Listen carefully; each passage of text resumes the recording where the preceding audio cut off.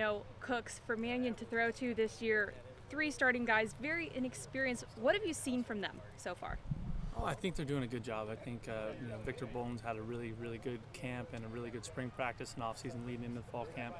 So everyone's really encouraged by him. And then Richard Mullaney, he caught 55 passes last year and started every game. So he's, it's time for him to come into his own and grow as a player.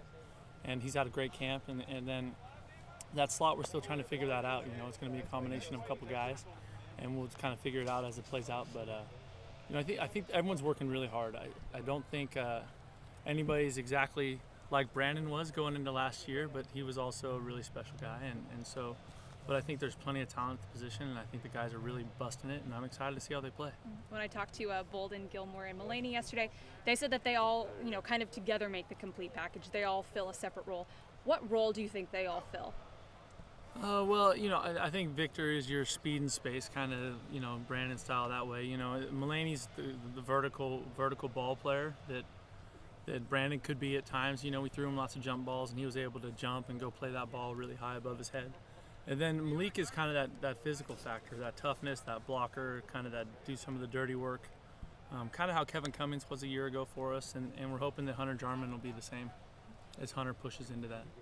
What do you think this group of receivers needs to do to succeed this year? Well, I think they just need to play, and that's when you have a group as young as this one is and is inexperienced. They just need opportunity to play in games against real people, against real opponents, and there's no way to simulate that. I mean, we have practice, but it's not the same. It's not the same as being out there in front of 50, 60, 80,000 people and having to perform at a high level when the heat is on. And so they just need to play, and they just need experience to be out there when it's for real. Yeah, last 2 season openers against Big Sky teams haven't really gone in the favor of Oregon State. How important is it to win on Saturday? Whether it's a Big Sky opponent or a Big Ten opponent, I don't think it matters. It's always important to win your opener. And so obviously a year ago that was not how we envisioned starting our season. And we just got to play. We just got to cut it loose and play and get back to knowing what we do, playing hard and executing and having fun playing football.